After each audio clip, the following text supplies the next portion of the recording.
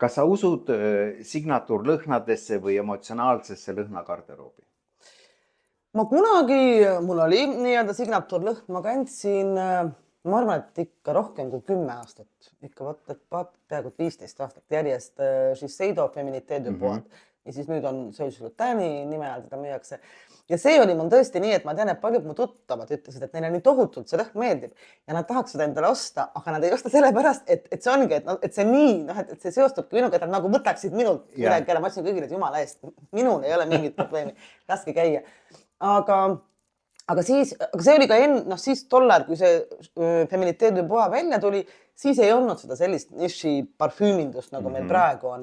Et nüüd on lihtsalt nii tohutult palju tuleb häid lõhnu ja parfüüme välja, et ma sellepärast olen hakanud ka neid nüüd ikkagi vahetama, aga fakt on see, et eks ma kuskilt niimoodi natukene ikkagi nad kõik meenutavad mulle pisut seda Feminité de Bois. Et kõik nad on midagi, ongi, et võib-olla rohkem on puitu, mida tänapäeval on julgemalt hakatud parfüümidesse panema. Et jah,